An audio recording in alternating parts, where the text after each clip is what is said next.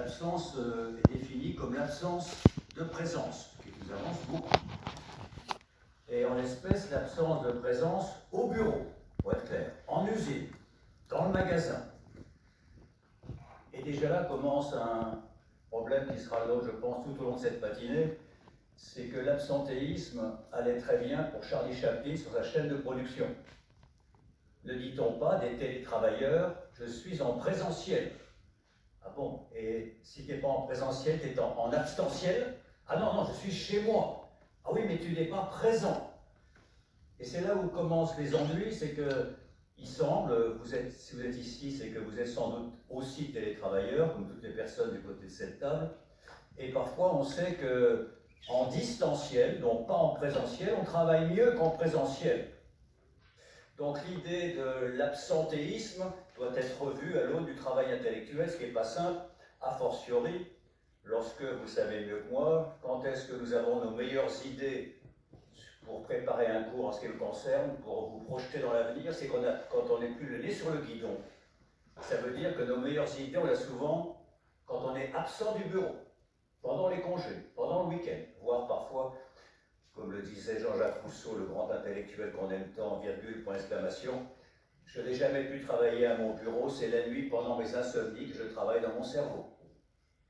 Donc le présentéisme, c'est quand même un problème qui doit être un peu renouvelé aujourd'hui par rapport à la conception physique. Je suis présent, donc je travaille. La production intellectuelle est en fait, effectivement beaucoup moins visible que le bras de Charlie Chaplin. On ne peut pas contrôler les neurones qui n'en font qu'à leur tête, comme on contrôle les bras de Charlie Chaplin. Si vous êtes chef d'entreprise, et on y reviendra tout à l'heure, on vous dira que le pire de tout, c'est pas une grève. Le pire de tout, c'est l'absentéisme moral. C'est ce qu'on appelle la grève froide.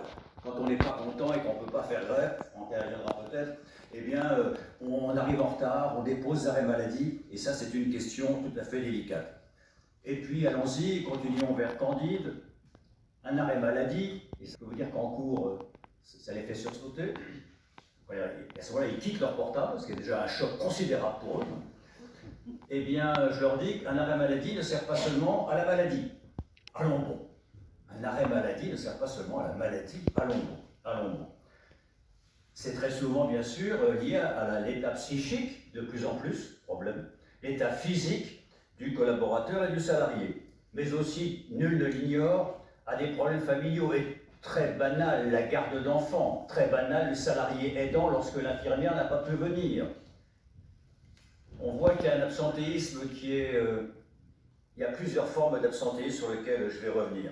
Et puis bien sûr, il y a le contexte d'interaction, contexte professionnel et vie personnelle. Et en l'espèce, c'est les problèmes du management sur lesquels on reviendra également. Ce qui frappe énormément, c'est qu'au sein d'une même entreprise, selon l'établissement, selon les services, eh bien, le taux d'absentéisme peut être extrêmement différent, alors qu'on fait la même chose avec les mêmes process de production, y compris entre CDD, CDI et selon les régions, pour des raisons sur lesquelles on reviendra. Ce sera l'objet de la première partie, qui est comme d'habitude une partie d'introduction internationale. On va faire de l'histoire géo. On va voir qu'à l'étranger, on a des idées un peu reçues sur le fait qu'en Allemagne, tout va bien, en Norvège et en Suède, ce sont des présentéistes de furie, pas du tout, on va voir c'est plutôt l'inverse. En un mot, c'est très inattendu, ce phénomène très hétérogène et très multifactoriel. Et si j'osais, je vous dirais que l'absentéisme, c'est un peu comme le cholestérol. Il y a le bon cholestérol et le mauvais cholestérol. Le bon absentéisme, sur lequel nous réfléchissons tous en ce moment, mais si nous faisons que réfléchir, ça ne va pas sortir la France de l'ornière, c'est le congé maternité, le congé parental, qui va préparer nos retraites de demain. Voilà un excellent absentéisme. C'est aussi l'absentéisme pour la formation, pour s'adapter à l'IA. En un mot, il y a de la formation qui est non seulement nécessaire, mais qui est indispensable à l'avenir de l'industrie et du commerce français. Et il y a aussi, bien sûr, les congés payés.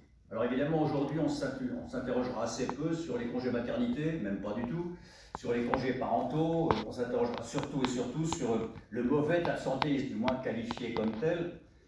Je caricature, c'est quoi le mauvais absentéisme? Et là, je parle sous le contrôle de Christian Lambert, qui connaît très bien ce sujet-là. c'est l'absentéisme le plus difficile à gérer. Les arrêts courts, imprévisibles et répétés.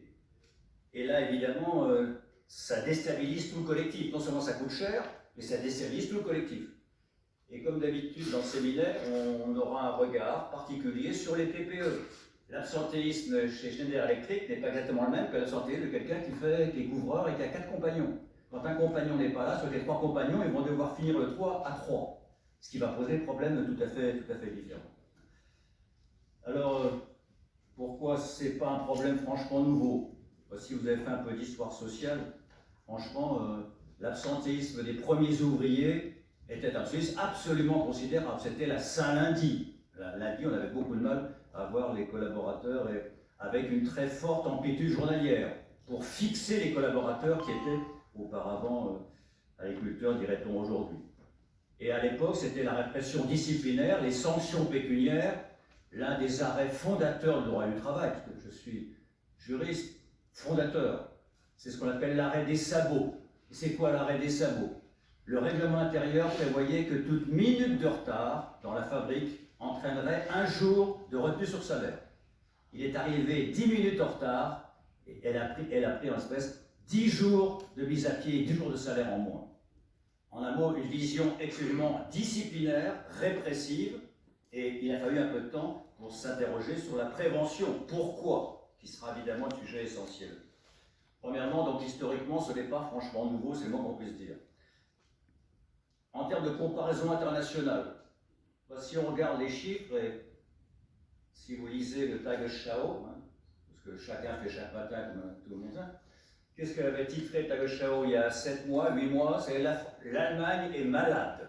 En un mot, l'Allemagne a un taux de maladie qui est tout à fait considérable, qui ne correspond pas à l'image qu'on a. L'Allemagne est un pays malade. Et donc, on ne traitera pas, et c'est là où on se gardera d'être trop long, mais Morane, professeur de droit, vous parlera rapidement des accidents de travail. Mais là, on fera extrêmement attention, et je passe sur le contrôle de la DARES qui co-organise ce séminaire. La DARES a renoncé à faire une comparaison des accidents de travail au niveau européen et international. Parce que les bases, on y reviendra peut-être, sont tellement différentes que ça ne veut rien dire du tout. Rien du tout. Donc il faudra faire attention à ces comparaisons un peu olé. On terminera en disant que c'est un thème qui est hautement sensible, hautement controversé, hautement instrumentalisé parfois. Je caricature. Côté entreprise, bah oui, l'absentéisme, c'est pas nouveau, d'accord. Le travail, c'est pas toujours un plaisir. Regardez, grosso modo, la forme des pyramides, et vous apercevez que déjà il y a 3000 ans, les travailleurs travaillaient de moins en moins. Grosso modo, il faut se lever le matin, mais aussi aller au travail. Et grosso modo, la caricature de cette position, c'est de dire que si on ne lutte pas contre les abus, c'est pas très étonnant que l'absentéisme grimpe. Ça, c'est la caricature côté dirigeant. La caricature côté syndicat représentant les personnels. Mais allons, de quoi me parlez-vous?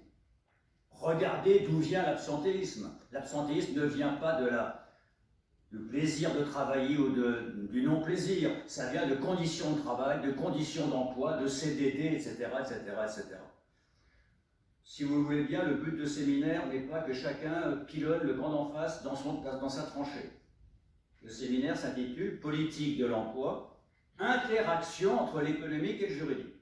Et donc j'implore chaque intervenant, sur ma gauche et sur ma droite, de bien vouloir quitter son chemin habituel en essayant de trouver des points qui permettraient de trouver un consensus pour essayer de sortir de cette croissance qui est quand même extrêmement inquiétante. Sur ce, ne rêvons pas. Il n'y a pas de taux de chômage nul, il y a un taux frictionnel 4-5, il n'y aura pas de taux d'absentéisme nul, on ne va pas non plus rêver. Et là, je parle sous le contrôle des deux voisins, grosso modo, on pense que moins de 4%, ça serait très optimiste. Voilà. Donc, on ne va pas aller trop loin dans les rêves, mais on va essayer de toucher terre. Et pour toucher terre, il faut savoir de quoi va-t-on parler, mesurer, rechercher les causes ou les corrélations.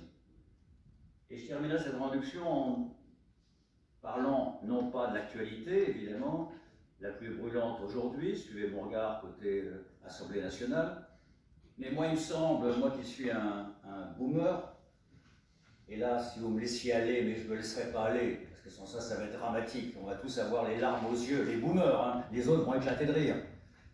Allez, vous êtes prêts, les boomers? Pourquoi il y a l'absentéisme? Je parle moins fort pour pas que ça se sache. Parce que nous, les boomers, on a été éduqués en 45, on est nés dans les années 45, 50, 55, 60.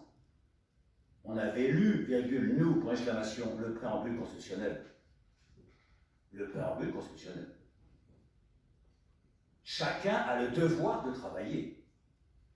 Ce n'était pas une option. Et le devoir, ce n'est pas une obligation. Le devoir en droit, c'est une obligation avec une connotation morale. Et nous avions le devoir de travailler. Pourquoi? Pour redresser la France, pour redresser l'Europe.